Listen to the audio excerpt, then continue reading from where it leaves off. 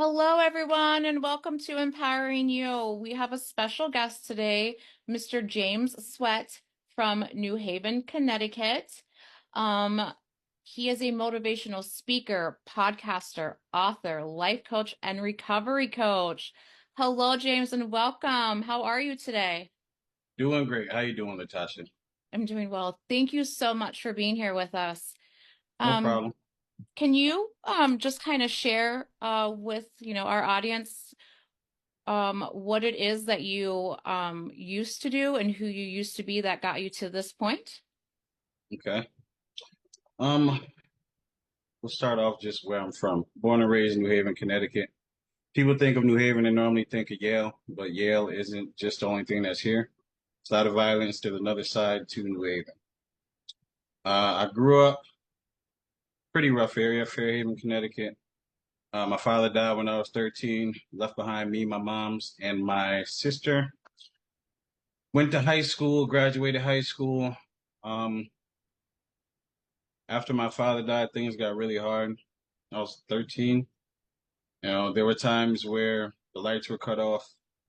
We'd have to boil water on the stove if we had electricity to take a bath. Um, Things were so real, man. Hand-me-down clothes, sleeping in the kitchen because you got to use this oven to heat the house. Like life was good for me up till my father passed. And then when that happened, what do you normally hear? As a man, you got to take care of the family. And I didn't really know what that meant. I just thought it meant paying bills. So I kind of hit the streets, started selling drugs just to put food in the house, to help my mom's out with the bills, to get some better clothes so I'm not walking to school with holy shirts and holy sneakers. And in the course of that, I ended up getting shot. I ended up going to jail multiple times. I ended up just going through so much, man. Like I've been shot, stabbed, I've been betrayed, I've been cheated on, I've been homeless, I've been on the run, I've been manipulated, I've been cheated on, I've been through so much. Sometimes I don't even know why I'm still here. And After I got out of jail, I decided to change my life around. Said I didn't want to be in the streets anymore. I ended up getting my security guard license and my CDL, and in the middle of that, I ended up putting in my pardon paperwork, so I can get a full pardon from the government. I represented myself in court. I got a full pardon, no longer have a criminal record. I ended up driving trucks for a few years. In the course of my life, going great. When I think everything is good, I ended up tearing my spine at my job.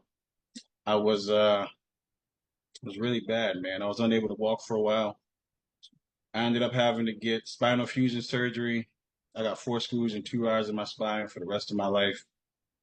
Never really comfortable, never really got situated with this feeling that I have of something always being in my back. But after that, for 3 years, man, I pretty much had to learn how to re-walk again. I went from 240 pounds to 325 pounds. I lost my job because they couldn't keep me because I couldn't do the physical labor anymore. I almost died twice due to complications after the surgery. I had contracted fusobacterium, and the doctors, and that started putting my body in a sepsis, so my internal organs are shutting down. I had a PICC line inserted into my femur, to this arm right here, into my heart to put an antibiotic in me. I had to walk around with a bag pumping a strong antibiotic in me for a few months. That ended up getting caught in my jugular vein in my neck. I was on the verge of having a stroke and a heart attack. Like so much, man, so much. And then, no, I ended up getting over the fusobacterium. The doctors pulled out the PICC line. I was 325 pounds, no job, on the verge of losing my apartment. And I started going to therapy because I had a lot of mental problems I had to deal with. Stress and aggravation, emotional trauma, I got complex PTSD. I got mad stuff, yo. And I had to realize that I had to put the work in to fix me in order to be a better person. So with therapy, I worked through my traumas. I learned coping mechanisms. I learned how to control my emotions. And in the course of that, my therapist is like, "What are you going to do for the rest of your life? You can't do any physical labor." Said, I don't know. She said, you're a smart guy. Why don't you put your brain to use? So with that came this mental ambition. First book, mental ambition, a guide to upgrading your life, self-encouragement book, some life coaching in there, three main topics, understanding who you are, understanding the opposition and your friends, because those three topics pretty much make up who you are and the way you think. Some really great stories in there. How I got shot is in there. The going to the hospital story, like with my back surgery and all that, is in there, and a couple other great things. Very motivational. Second book, Mental Ambition: A Guide to a Better Relationship. This book covers 55 topics when it comes to a relationship. Okay, Wow. it's not just communication. It's not just understanding each other. There's a broad list of different things you need to consider when trying to pick a partner. It's an interactive workbook. It's 150 pages. They're both available Amazon, Walmart, BarnesandNoble.com. All right. So now, after this is last year when I put out the first book. After that, I've decided to become a life coach because I wanted to help people. I've been through so much in life. I feel that I can give some really good advice to those who want it. In the course of that, I started going around giving motivational speeches, and I bumped into a place called Connecticut Community for Addiction Recovery, CCAR. I started volunteering there. I love the culture. I love the people. In the course of that, position opened up for a center coordinator, which is someone who pretty much makes sure everything runs smoothly. I applied. They liked me. I got the job. Now I'm a recovery coach, and I help those in the community that are down and just need someone to talk to.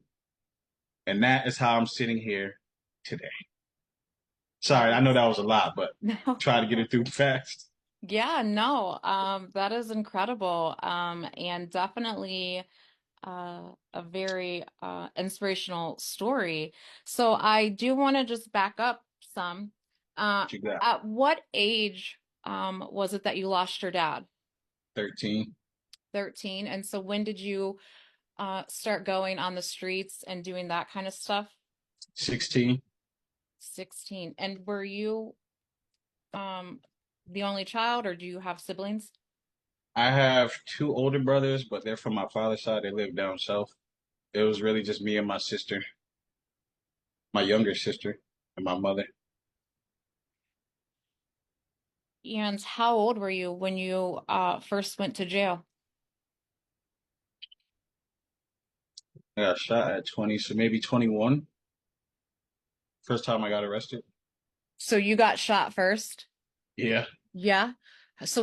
So what can you walk me through that? Like what were you doing when you got shot and where'd you get shot at and how did all Okay. that I'll give you a glimpse of it because I want people to get the book I understand that. because it's in Yes. the book. Okay. So Yeah. basically, it was in the drug deal going wrong. Someone tried to. I had me, my boy, and a few people in the back seat of the car. I'm in the passenger side. Someone tried to rob us for some weed. They didn't get it. Put a gun in the window and shot. I got shot in my femoral artery in my left leg. I bled out in the car. I got rushed to Yale New Haven Hospital. I died on the operating table. Doctors brought me back.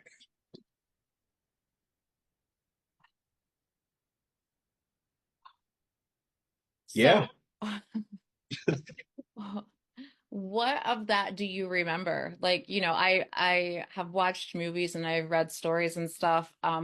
What all of that do you remember taking place? And what is like the first memory you have? all of it. From the beginning of my day to waking up on the operating table, putting my hand in the air because the doctors had a defibrillator to bring me back, and I look over and see him hold me. Every time I tell the story, I relive it, and I replay it over in my mind. It's vivid detail in the book.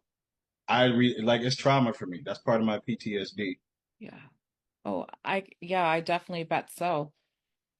Um, did you know, when as you were coming back and as like you were waking up and stuff, did you know that you had died on the table, or did that take a little while for people to share?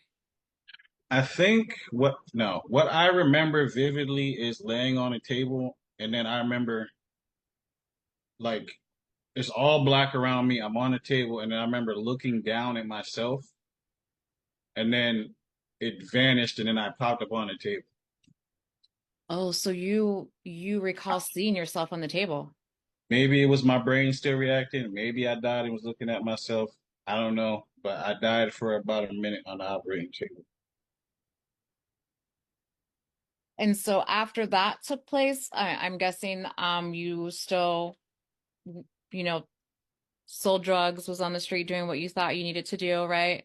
And Hmm. so what happened when you went to prison? Like what, did you do to get into prison and like what was that like for you? I never did it just to get into prison. No one ever Well, plans on going to right. prison.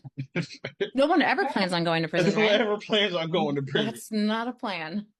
But just jail life, yo, it's just a bunch of men sitting around playing games, gambling, reading books, and fighting over stupid stuff, arguing, just a bunch of different personalities. And I just didn't want to deal with it, man. Them court trips going back and forth, court, you waking up at 4 in the morning to go be transferred however far you gotta go to go to court. You sit in the bullpen all day, you eating the bologna sandwiches with the coleslaw and little mustard packet. Sometimes you get a continuance, you won't even get to go upstairs. Get all the way back to wherever I'm at. It's 10 o'clock at night. That's over 12 hours, probably like 14, 16 hours. Or just sitting in different bullpens all day. Get back, don't really got chow. If you don't got no commissary, you really don't eat for that night. And I didn't want that life for me no more. I don't want to take time out of my life anymore. Yeah. Yeah. So was it drugs that landed you in jail? Hmm? Yeah. Okay. All right. Yeah, just got caught with weed a bunch of times. Oh, weed. Is there some? Yeah. Hmm. Hmm? And so did you get stabbed while you were in? So you went to jail, not prison? Were Yeah, you able jail. just jail? Okay. Yeah. Um, and is that when you got stabbed or did you get stabbed outside? I got stabbed in a drug deal gone wrong. Someone tried to rob me, pulled out a knife, said, "Give me the weed." Said no. I snuffed him, and then I went like this, and he came up like this, like from this way. And he hit me in the hand. I don't know if you can see it, but here. And I ran off. And then another time was I was dealing with a chick. One of my ex girlfriends stabbed me in the arm Oof. here. No, you can see it, and then the stomach. Arguing, so I Wow. don't argue no more. I ain't got time for none of the drama. No, that makes sense. Yeah. Um, And so at what point, so you were shot, you had went to jail, you had gotten stabbed. Like what was it that you were like, okay, this is enough and I don't want to do this anymore? Stress. Oh, it was stress? Life. Yeah. Who wants to look over their shoulder for the rest of their life, man? You know what I'm saying? You worried about police kicking the door in, you worried about people trying to rob you, drama, like that's not a way to live, man. It takes a toll on your mental. It really affects your mental health. And I don't want to deal with that no more. Ever. Yeah. Yeah. I mean, yeah, but there's also a lot of people out there who, either have been shot or stabbed or have went to jail multiple times, but they still continue. Because that's like the life they know, or that's just what they want to do. I don't really know, but so was there anything in particular that was like, okay, like I just can't do this. I mean, I know you said the stress, but like I feel like getting shot would be extremely stressful and dying would scare the crap out of me enough to be like, okay, I'm done. Let's try something different. So, was there like a moment of like just being out there and it all just hit you and you're like, okay, this is it? Or was there like a conversation had with someone that made you see things in a different way? What exactly was the turning point?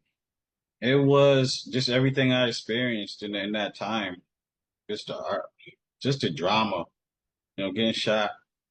You get tired of getting arrested and sit in the back of that police car. Getting tired of having to go to court and sitting in bullpens. Getting tired of looking over my shoulder. Tired of I'm just tired of it. Like for anyone that's in the streets, if you in there because you need to make money for your family or you're trying to better yourself or you trying to stack up money to get a place in a car, man, I understand you do what you got to do, man. But for me, that ain't for me.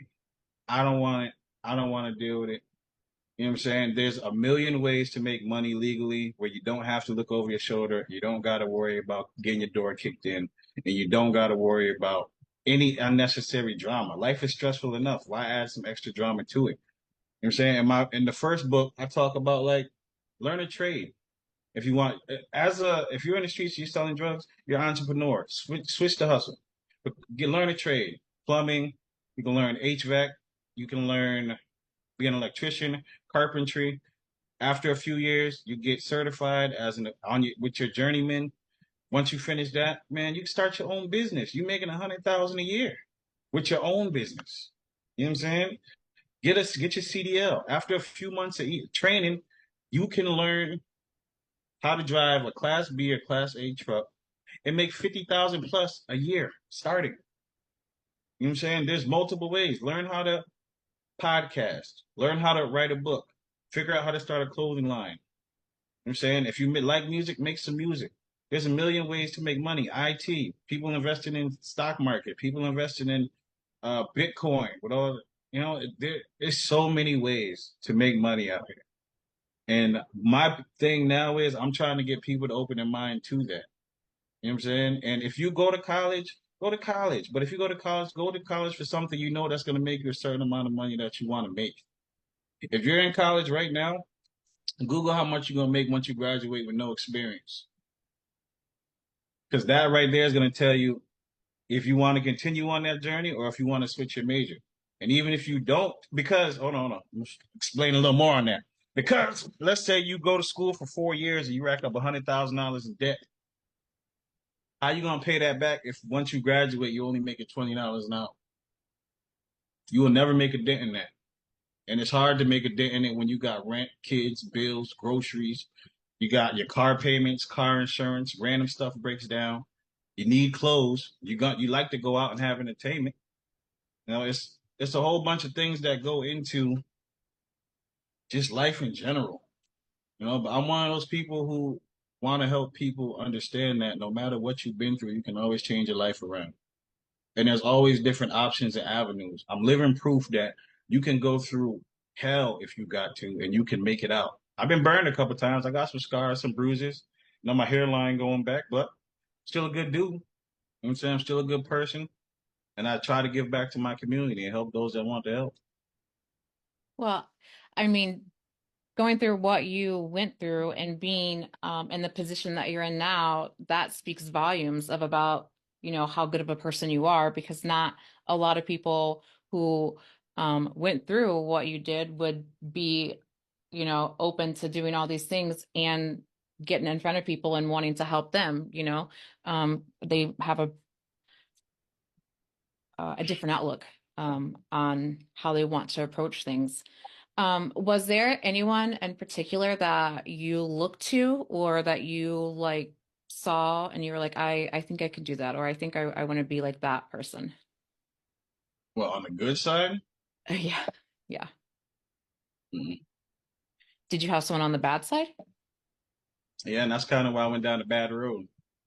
And what I realized was over time, I was trying to find myself. So I did a bunch of stuff I didn't need to do and went down the wrong way. And then I realized that everything I needed was already in me. I just had to bring it out and figure out what my strong points are. Sometimes we look up to other people because we might want to be like them, but in all actuality, even if you look up to them, you got to do the work.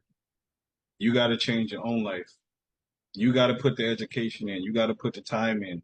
If you want to be able to upgrade and be better, you got to do it. That's Yeah. what I stand on, man.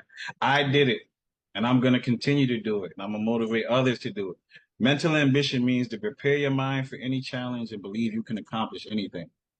Preparing your mind is working through your traumas, figuring out what you want out of life, and how to achieve those dreams without messing up and reverting back to the old you. You know what I'm saying? Hmm. It's hard. Believe me, it's hard. Even being an entrepreneur is hard. You want to be an entrepreneur? Trust me, this is not an easy journey either. Because sometimes the only people that's going to believe in you is yourself and your parents and your close friends.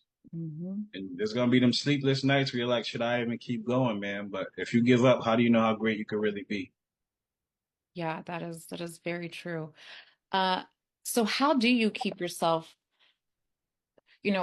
with everything that you went through, how do you keep yourself in that mindset of I'm just going to keep fighting. I'm just going to keep going instead of reverting back to like the easy way? Like what is it that you think about? What is it that you like, empowers you to keep going? Remembering where I came from. I don't want to get shot again. I don't want to go back to jail. I don't want to take time out of my life. I don't want to look over my shoulder. I know I already been through that. This is something that clicked in my head one day. Said, if I can convert all my brain power and energy into the wrong thing, why can't I do it for the right thing and just be more successful at it? Yeah, that's so what do you tell people who are not and kind of on the fence of like, well, they enjoy doing this, they enjoy just like going out and hanging out with their friends all the time, or maybe getting in trouble? What do you tell them? Everyone has their own journey. Just because something worked for me at a certain time doesn't mean it's going to work for you. You got to figure out what you want when you want it. I'm saying it's going to take time for you to figure out if your friends are your real friends. It's going to take some situations. You're going to have to go through some things.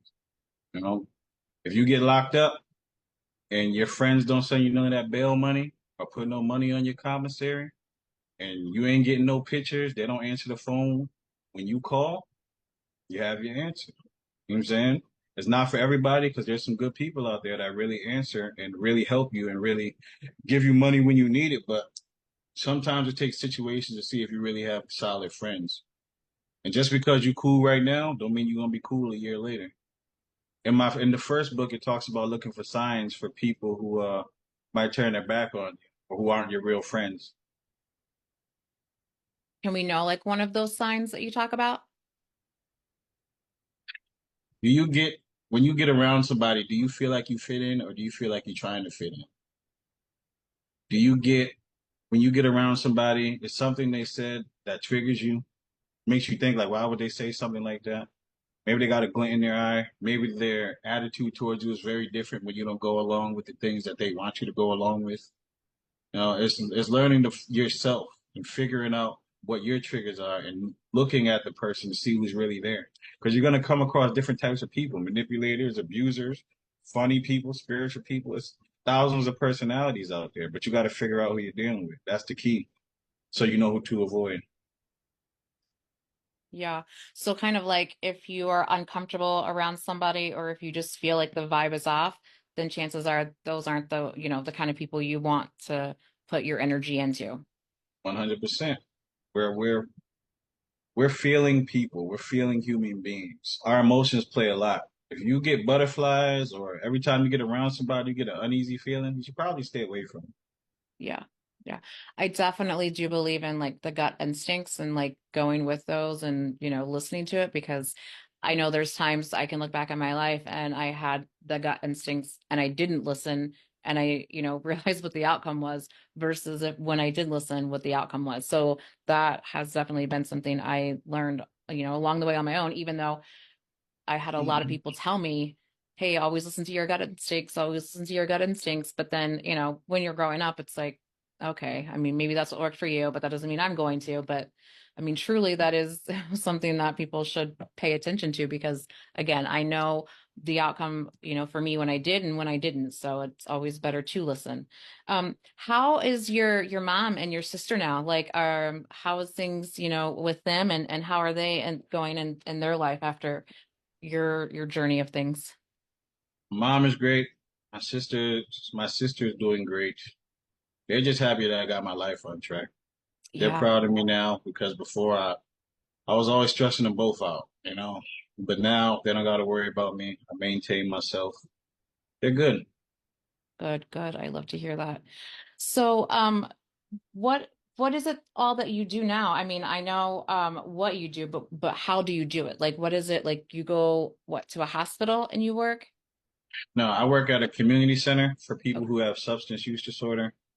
I basically help people with resources or whatever you need. If you need help getting into an inpatient, outpatient treatment, if you need help finding a meeting like NAAA, If you need help with housing, we can point you in the direction for housing. If you need help with food, we can point you in the direction for food. For clothing, I basically just listen, and I listen to people and their problems. Some people have no one to talk to at all, or they feel they can't open up to somebody. I know that feeling. You feel like you can't trust people, but I, they come in my office, they vent to me about what's going on, and we try to figure out the best solution to their problem. Sometimes people don't even want to be helped or want advice; they just want somebody to listen. Yeah. Yeah. Um, so I know early in our conversation you said that you weren't sure what your reason was for being here.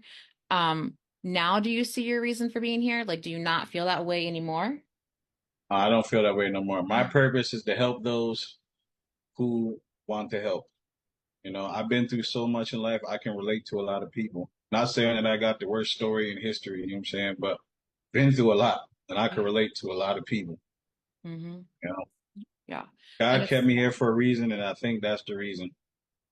and I love that you see that, right? Like I love that that's your mindset and it's not um it's hard for people to get in that mindset, especially going through things that you went through and all of that. Hmm. It's sometimes easier for people um, to stay in the old mindset because it's harder for them to see the good reason, which Hmm. which makes sense. Like, how would someone find the good with all of that they, had went through? Where is the good, and how did you allow yourself to do that? Like, like what is it that you were? I know you said stress, but like what um motivated you to be like, okay, this is something good that I can do, or this is how I can start changing things. Having no other choice. Sometimes you hit rock bottom, and you just got to figure life out, man. For me, just writing a book, I the book was really good. People liked it, and that from there, people started believing that I'm really good at giving people advice and volunteering my time. Oh, if you want to get into somewhere, sometime, just go volunteer. If they like you enough, they'll hire you. But it's my mentality is I'm 37, right? I just turned 37, and I got another 30, 40, 50, 60 years on this planet. I got to figure out something. I had to figure out what I wanted to do in my life. And since I can't do physical labor, I had to figure out what I could do mentally. So I'm a pretty good writer. So I put that to use. And that's what mental ambition is, man. Like figuring out how to keep going. Yeah. If no one believes in you, you got to believe in yourself, man. Like you can't give up on yourself. No matter what you go through, where you've been at, if you've hurt people, if you've been to jail, you can change it, man. Mhm. I I know you can. I believe in every single person that wants to do something good in themselves, wants to be an entrepreneur, wants a higher spiritual connection. Like, but you got to do the work. It's no one's gonna come out and say, "Hey, here's $1 million." How That'd you be gonna get nice. to me? Believe me, I think it would be very nice. But how you gonna get to the $1 million? Everyone wants to be a millionaire, but if you had the $1 million, would you even know what to do with it to reinvest? Or would you just go on trips and buy houses and cars and jewelry and stuff that's going to deplete your funds? Yeah. Sometimes getting the education you need so when you do come into some type of money, you can learn how to invest it or start a business that's going to make you some more money. Yeah. So that is leads me into my other two questions. So Um, do you believe that for you um that everything happened at the right time? Like, do you think that you would be who you are right now, doing life coaching and motivational speaking if you hadn't went through all of those things? Like, let's just say that maybe you just went to jail, right? Do you think that would have like pushed you to do this, or do you think it really was all of that? everything. Because if I just had one bad thing happen to me, I would only be able to relate to one set of people, one type of person. Because I've been through a variety of things, I can relate to a variety of people. And it's not the things I put in my book isn't just me speaking from some stuff I heard or some stuff I saw on TV. This is my life. Mm. You know what I'm saying? Like I've lived probably more than a lot of people, and I don't. I want to slow down now. I live too much. I Yeah. live way too much. I need to slow down now. Mm. And so if you were given $1 million or if you had $1 million, what would you do? I would make mental ambition an academy. I would give, I would help people learn a trade. You know, it's like if someone came home from jail, couldn't get a job, I start a landscaping business so they can just basically get some money in their pocket. I would try and buy some land and make some Section 8 housing or some affordable housing for the homeless. You know what I'm saying? They got them little cheap, not cheap, but like smaller homes, you know, Yeah. where people like for like a few grand, you can basically create your own like not shelter, but like community for Oh, people yeah. that have nowhere to go. And it doesn't have to be no giant 1 bedroom, 2 bedroom. You can just make a little studios. You know what I'm saying? Like I want to be able to help those. I want to help people who ain't got nowhere to eat, nothing to eat. I want to help people who need clothes. I want to be able to give free life coaching sessions to help people get their lives on track and give them the resources that they need. I want to build mental ambition into it's already a brand, but into a giant business where it's able to help those that want the help. Because sometimes people don't have anywhere to go or anyone to talk to. And I want to be that person that's going to be able to stand up and help them. You know, I want to build a team of people that think like me. Yeah, that I is, want to be able to make this world a better place. One day I'm not going to be here, but a legacy that I can leave behind is helping people that want to help thousands or millions of people. That's why I wrote these books. If anything was to ever happen to me, the information, the knowledge that I put in these books could help anybody. I love that. So with you being like the resource guy that knows how to get connections with everything at your work, um, is there like I know some towns have like a drive up food bank or like clothing or books. Does your town have something like that? We have a bunch of food banks. Yeah, but like along the side, so like it's like a almost like a shed kind of, but there's no one like manning it, right? Like they just you if you need like a blanket or if you need diapers, like people like the town donates to keep that stocked. Well, there's multiple churches out here that have these services out there where you can get food and you can get shelter. There's also certain organizations that do the same thing. People drop off clothes and food to help those. So the community really donates and then they give it to people that need it. Okay. Yeah. Yeah, that's what I was just wondering because different communities do it different ways, so I wasn't sure how. So they have a drive up where you're at? Yeah, like it's like it's not, I mean, it's just like almost like how a mailbox would be, but a little bigger, like with just like some shelves, and then you just open the doors and there's just like maybe like some green beans or corn, like just little nothing, not like a big store, just like a little walk-up box. And if you need something, um, you can just go get it. So it's on the street or is it in a building? No, it's on the street. So, um, and of course there's a camera, right? Like there's a camera Oh, on it. okay. Okay. Okay. Yeah, there's a camera All right. on it, but like for Yeah. people who maybe can't get to a church or maybe who can't get to like um because they don't have a car and wherever. So it's like stationed in different locations, but not close to like the churches or, Salvation Armies because maybe people aren't able to get to them. So it's like kind of in the middle. So that way if they have to walk, it's not as far as walking to one of the other locations. You gave me an idea. Thank you. Oh, perfect. I'm glad. I'm glad I could Thank help you. with that. No, you're welcome. But it's kind of like how people have those libraries where they just it's not really a library. I forget the name of it, but it's just Yes, it's that kind of concept. Yes, but it's just bigger, right? And it has like two doors on it. And again, it's not stocked with like hundreds of things. It just has like emergency things, like a blanket, maybe some diapers, some canned food, just enough to get people by until they can get where they need to go or what they need. So, yeah. And of course, again, like I said, there are cameras on it. So that way, if there's vandalism or someone just goes in and wipes it out, like, okay. Don't mind me, I'm taking notes. no, no, it's perfectly fine. I know it's a new thing, I guess, that is happening, but I know that the towns that do have it, it's very convenient because again, those who either can't drive or they don't have a vehicle or if they're just on a bicycle, it's easier for them to get to one of those areas. And it's just simple things that can hold them over until they can get to, a church or something. Okay. Yeah. Hmm. Sounds good.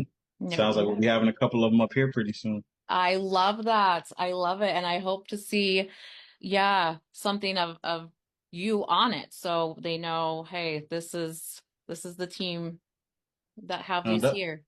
they might see the logo on it. That would be great. Where did you get that logo? Like, how did you come up with that? This is how it all started. Like there's two things: mental ambition, right? Mental. If your mind ain't right, you can't do nothing. If you ain't got your sanity, you can't even function right. And ambition. And if you ain't got no ambition, you're not going to be motivated to do things when they get difficult or if life gets hard, which it always is, man. Something always happens, right? And I figured if you work on your mental ambition, you'll become a king or a queen. So I made it into a crown, the M and the A. I like that. That's nice. That is good. Yeah. What is like one thing that you tell yourself like motivational every day? I did not go through all of this for nothing. Keep going, James, Mm-hmm. because I got to. Yeah. And what about self-care? Like, what is it that you like? Do you do self-care like something daily or monthly or weekly? Like, what is it that you do? For self-care, I need to do better at it, but what I'm starting to do now is put my phone down. Oh, Now yeah. I scroll on social. I could scroll for hours. I think a lot of people have the same thing, but you know, it it boosts your nervous system to where you're never kind of really at peace. So I'm Mm-hmm. learning to put my phone down and not scroll. Um, Trying to watch more TV so I can build my attention span. You know, with social media, everything is like seconds, seconds, seconds. Like watching longer movies for an hour and a half. You know, just trying to build my mental. I read books. I got a bunch of books over there. I have every morning I wake up and I try to meditate for at least 10 minutes to calm my mind down, prepare for the day. I pray. I read the Bible every day. I try to read at least one chapter in the Bible. I have two bookmarks, one in Proverbs, one in Psalms. And I'll try to read one from each. Um, I try to sit down and do nothing sometimes. You know, just sit on the bed with the AC on and just clear my mind out and just hear silence because I always hear a bunch of noise or people talking to me or need advice. Sometimes I just need complete silence so I can recharge. Mm-hmm. You know, life is definitely life and sometimes, but learning to go on vacations, you know, taking a couple day trips, spending time with loved ones and friends, going to the beach and just looking at the water, you know, being out in nature, feeling the sun on my skin. Like, dude, I'm learning more and more about my self care, you know, because I try to go, go, go, because it seems like in the world we live in, that's all we do is work, work, work, work. One job, two jobs. Some people work two jobs to be broke. Yeah. You know, when do Yeah. you get a chance to recharge? You got to take care of yourself. I got to take care of myself, man. You know how hard it is? I got two jobs plus my own business. I motivational speak. I life coach. I got to take meetings. I got to help my family and friends when they need it. I still have people who just call me randomly for try to get free advice. I need to start charging. And you know, I got to learn to slow down, but it's hard to slow down when you've built something that's good, that's helping people. No, my passion is making sure that other people are okay, but sometimes I got to make sure I'm okay first. And that's what a lot of people got to do as well. You know, we take all this time making sure everyone else is good, your kids, your fiance, husband, your friends and family, and you give everything you got, man. But at the end of the day, you don't have nothing for yourself. Yeah. And a lot of times, how can you help somebody if you're depleted? You You can't. can't. No. No. And that is something I think a lot of people struggle with, right? Like they want to help so many people and they want to be able to do, this and that. But then they forget that, you have to also be able to take care of yourself. You have to, be able to do these things for yourself. And if you're not, then there's going to come a time where you're just going to run out and there's not Yeah, going to be anything left in you. And then, your body's going to be like, okay, here we are. yeah, Time for something here. So, yeah. Burnout. yeah, yeah. Um, so what are some ways that people can reach you? Social media, Instagram, mental_ambition 3.0, TikTok, mental_ambition 2.0. 70,000 followers. I got millions of views. My first page got shut down. That had 100,000 followers. I had 3.8 billion views. Uh, Website www.mental-ambition.com if you want to hire me for any services that I offer. Books available on Amazon, Walmart, BarnesandNoble.com. Get at me if you need me. I got you. Well, I mean, I think a lot of people would love to just, have a conversation and talk to you because just listening to your experiences, they could learn so much from that. Um, and just one more time, what is it that you do? Like, what are all the things that you do? I'm a life coach, author, motivational speaker, podcaster, recovery coach, all around good guy. I do a lot because I want to give back a lot. So what is your podcast? Don't Judge Me But podcast. It's me at Simply Bree on Instagram and Dame Irving, who is at Repping CT. Don't Judge Me But podcast is we just have general conversations, mainly about relationships, and just things you don't want to be judged for, giving people an opportunity just to speak and clear their minds. We're about to turn it into a radio show though, but we still have a podcast up for now. Well, that's amazing, fun. What is the one out of all the things that you do, what is the one that you like doing the most? Life coaching because it covers everything. Yeah, yeah. Yeah, I think, yeah, uh, maybe a podcaster, being able just to talk and like you are right now and sharing your story with so many people who, um, that you don't even know are listening. That is also an incredible thing to be able to do. So. You think so? For me, yeah. But I also, how I do things, I incorporate my podcasting with my life coach. So yeah, I think that being able to talk to individuals like you, and just hear like their amazing journeys and where they are at, in life now, while also being able to allow my audience to hear that.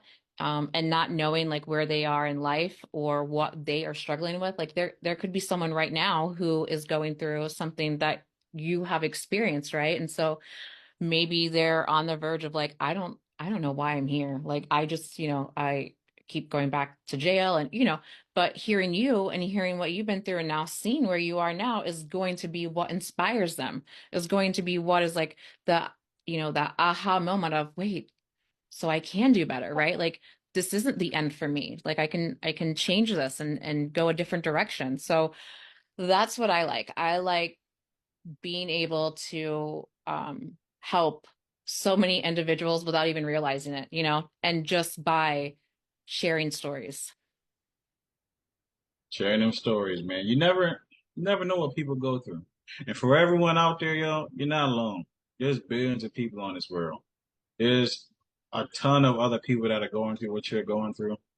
If you need someone to talk to, I say it in my podcast every time. Find a therapist, life coach, psychiatrist, psychologist, recovery coach. Google the reviews, see if there's some good people, see if they offer the services that you may need for the mental health problems that you may need. Check and see if they accept your insurance and go from there. We all need someone to talk to, man. Don't sit back all day with your mind racing and you're always upset. If you're always angry, you're always scared, you're always on edge, there's a reason for that. That's your body's trauma response. Please get the mental help that you need. I push that so much because I didn't even know I had so much stuff wrong with me until I started working. You know, that's my biggest thing. Everyone, please talk to somebody. Friends and family is cool, but sometimes you need an unbiased opinion. That is so true. And yes, a lot of people do not realize like their everyday life and things that they are doing in their everyday life is really not normal. And it's their body's response to keeping them safe, or it's their body's response to trying to give them a sign, of, hey, this isn't, like an instinct, right? So I know, some of my clients when I am speaking with them and they'll be like, well, I'm not really sure why this is happening. And so, we dig deeper in to see why certain things are happening. And then once they see that, it's like, oh, wow. So I've been doing this, for like 20 years and I had no idea like that's, what was happening. I thought this response was a normal response.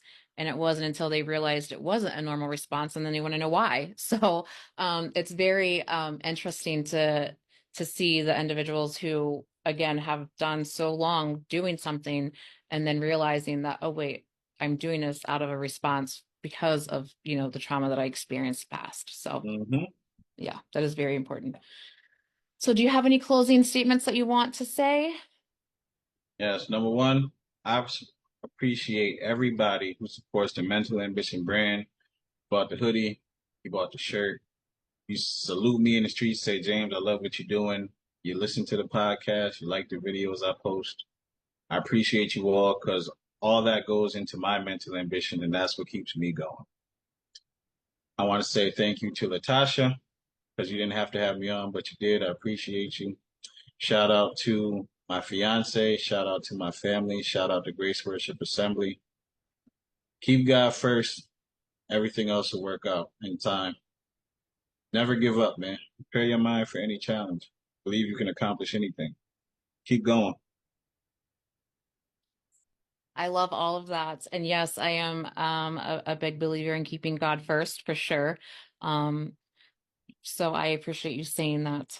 And again, I want to thank you for coming on the show and being here and sharing your incredible journey with us. And I know that I also have this Come amazing. on now. They thought it wasn't a real book. It's a real book. No, it is, and I cannot wait to dive into it and see all the fun things that are in there. So, again, thank you so much for coming on the show. I really appreciate it, and I do look forward to talking with you soon. Okay. Thank you. Yes, thank you all so much, and everyone have a wonderful night.